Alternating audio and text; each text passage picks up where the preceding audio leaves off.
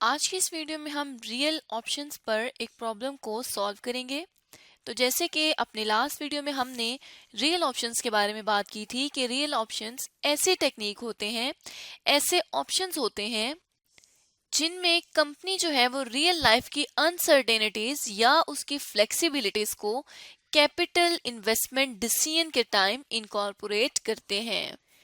अब real life uncertainties क्या होती हैं? जिन चीजों का जायजा कंपनी नहीं ले सकती, उन चीजों को हम कहते हैं कि ये रियल लाइफ अनसर्टेनिटीज हैं। उनको इनकॉर्पोरेट करते हुए कंपनी कैपिटल इन्वेस्टमेंट की डिसीजन मेकिंग कर सकती है। अब इसमें हमने तीन ऑप्शंस पढ़े थे। पहला ऑप्शन था ऑप्शन टू अबेंडन, अगर हम इस ऑप्शन को खत्म कर दें। दूसरा ऑप्शन ऑप्शन टू फॉलो, अगर उस ऑप्शन को फॉलो किया जाए। और तीसरा ऑप्शन आता था ऑप्शन टू वेट, कि इस ऑप्शन में इंतजार किया जाए। अब वन बाय वन हम इन तीनों ऑप्शंस को देखेंगे और अपनी प्रॉब्लम को इन ऑप्शंस को मद्देनजर रखते हुए सॉल्व करेंगे। तो यहाँ पे प्रॉब्लम अवेलेबल है लिबी कंपनी की। साथ ही साथ अगर हम नीचे आए तो हमें रिक्वायर किया जाता है कि इवेलुएट करें दोनों ऑप्शंस को। उसके अलावा अब हम यहाँ से डेटा पढ़ना स्टार्ट करते हैं। तो Libby company is considering a 3-year project that has an initial cost of 10,000 rupees. कि लिबी कंपनी जो है वो एक 3 साल प्रोजेक्ट कंसीडर कर रही है, प्रोजेक्ट स्टार्ट करना चाह रही है, जिसके इनिशियल जो शुरू में जो पैसे लगेंगे वो 10,000 रुपए होंगे।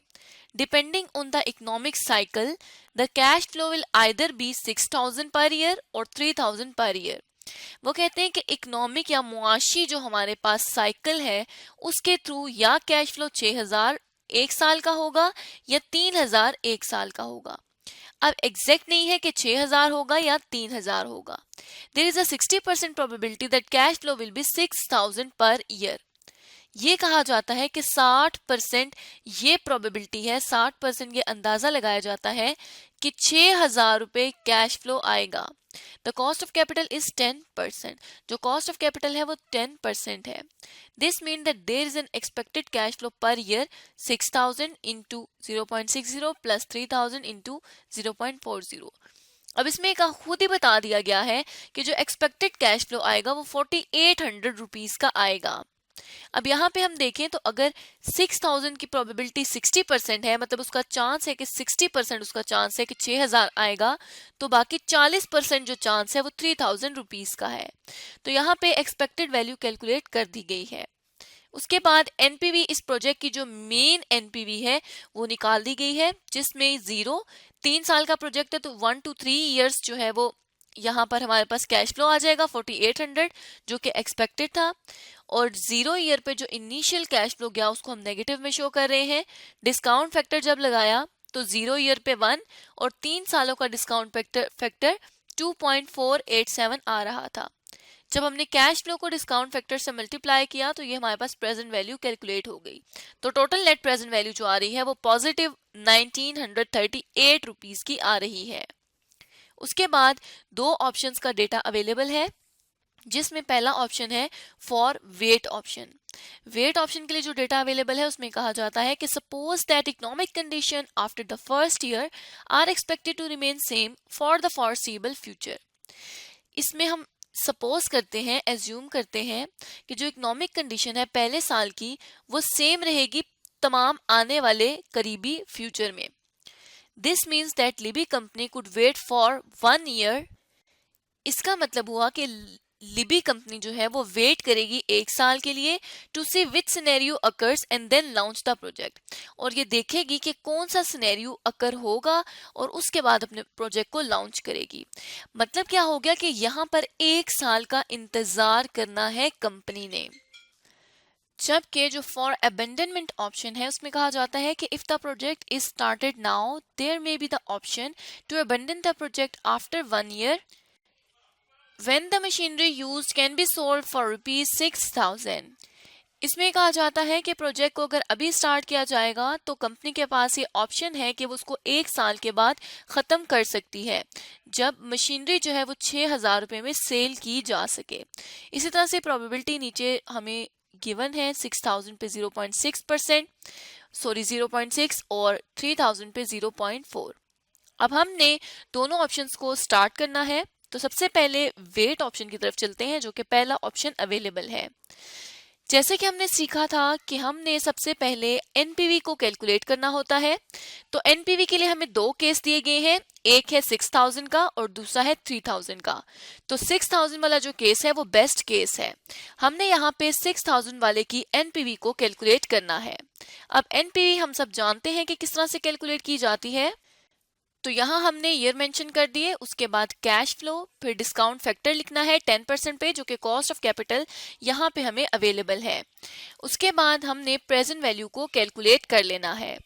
ईयर देखें तो ईयर एक तो हमारे पास आ जाएगा ईयर 1 और दूसरा हमारे पास आ जाएगा ईयर 2 to 4। अब हम 2 to 4 क्यों कर रहे हैं? क्योंकि वेट ऑप्शन में एक साल इंतजार करना है, तो एक साल की हम अलग प्रेजेंट वैल्यू कैलकुलेट करेंगे और बाकी 4 सालों की अलग करेंगे। तो यहाँ पे कैश फ्लो जो आ जाएगी वो नेगेटिव आ जाएगी। उसके बाद जो दूसरी कैश फ्लो है वो आ जाएगी 6000 रुपीज की। डिस्काउंट फैक्टर देखें तो हमने 1 ईयर का अलग और 4 सालों का अलग कैलकुलेट करना है। उसके लिए हम वर्किंग पे आ जाते हैं और 4 ईयर पे क्योंकि सेम वैल्यू है तो हम एनवीटी का फैक्टर लगा लेंगे और उसमें से माइनस कर देंगे एक साल के फैक्टर को। तो यहाँ पे एनवीटी फैक्टर हम किस तरह से कैलकुलेट कर सकते हैं? एनवीटी फैक्टर का ये फॉर्मूला है 1 - 1 + r⁻⁻n डिवाइडेड बाय r। तो यहाँ पे ये हमारे पास वैल्यूज पुट करने के बाद जो आ जाएगी फिगर्स वो ये आ जाएंगी। ईयर हम 4 पर क्यों ले रहे हैं? क्योंकि एक साल डिले करने से 4 साल के बाद वाली हमें वैल्यू मिलेगी। मतलब 4 साल की हमने एन्युटी जो है वो कैलकुलेट करनी है। उसके बाद उसमें से हम 1 ईयर का फैक्टर लेस कर देंगे। तो यहाँ पे 4 साल का एन्युटी फैक्टर 3.17 और 1 ईयर का फैक्टर हम अलग निकाल लेंगे, जिसके लिए हमारे पास ये फॉर्मूला है 1 + r⁻⁻n। जब हमने इसमें वैल्यूज को पुट करना है तो ये आ जाएगा 1.10⁻⁻1। तो ये आ जाएगा 0.909। अब हमने 3.17 में से 0.909 को लेस कर देना है। तो ये पहले साल का एन्युटी एक अकेले साल का पहले लिख देंगे। उसके बाद 3.71 में से जब हम 0.909 को लेस करेंगे तो वो 2.261 आ जाएगा। अब यहाँ पे हम यूं भी कर सकते हैं कि एक साल का एन्युटी फैक्टर यहाँ लगाएं और 3 सालों का यहाँ लगाएं, लेकिन उससे हमारे पास पहले 3 सालों का एन्युटी फैक्टर आ जाएगा।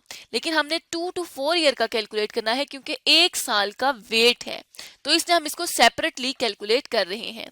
अब प्रेजेंट वैल्यू के लिए हमने क्या करना है? कैश फ्लो को मल्टीप्लाई कर देना है डिस्काउंट फैक्टर से और इसी तरह से नेक्स्ट भी प्रेजेंट वैल्यू को मल्टीप्लाई कर दें, सॉरी डिस्काउंट फैक्टर को मल्टीप्लाई कर देंगे कैश फ्लो से। तो ये दोनों सालों की प्रेजेंट वैल्यू हमारे पास आ जाएगी। फिर हमने इन दोनों का टोटल कर लेना है, तो ये आ जाएगा 4476 रुपीज की net present value best case में वेट ऑप्शन की। इसी तरह से वर्स्ट केस की भी हम कैलकुलेट करेंगे और वर्स्ट केस में भी ऐसे ही हमने करना है कि एक साल की अलग और 4 साल की अलग डिस्काउंट फैक्टर को कैलकुलेट करना है और उसकी बेसिस पर एनपीवी हमने कैलकुलेट कर लेनी है। अब यहाँ पे हमने वर्स्ट केस की एनपीवी को कैलकुलेट किया है, जो कि -2307 रुपीज की आ रही है। अब वर्स्ट केस है इसलिए यहाँ पर एनपीवी हमें वर्स्ट नजर आ रही है। सम टाइम वर्स्ट केस में भी एनपीवी जो है वो बेटर हमें मिल जाती है। तो यहाँ पे अब हम देख सकते हैं कि 2 एनपीवीज हमने कैलकुलेट कर ली हैं, जिनमें से जो बेस्ट केस की एनपीवी है वो पॉजिटिव एनपीवी है। तो हम बेस्ट केस की एनपीवी को बेस केस की एनपीवी के साथ कंपेयर करेंगे, जो यहाँ पर 1938 निकली हुई है। फिर हमें पता चलेगा कि वेट ऑप्शन से कंपनी की नेट प्रेजेंट वैल्यू कितनी बढ़ रही है अगर कंपनी वेट वाला ऑप्शन एडॉप्ट करती है। तो उसके लिए हम क्या करेंगे कि यहाँ पर ये जो हमारे पास 4476 है, इसमें से हम 1938 जो कि बेसिक एनपीवी है उसको लेस कर देंगे। तो जब हमने इसको कैलकुलेट किया तो ये आ गया 2538 रुपीज की एनपीवी। इसका क्या मतलब हुआ कि कंपनी अगर वेट ऑप्शन को अडॉप्ट करती है तो कंपनी की बेसिक नेट प्रेजेंट वैल्यू में 2538 रुपीज का इजाफा हो जाएगा। तो मतलब ये हुआ कि वेट ऑप्शन कंपनी के लिए बेनिफिशियल है क्योंकि वो उसकी एनपीवी को एक अच्छी फिगर से, एक अच्छी अमाउंट से इंक्रीज कर रहा है।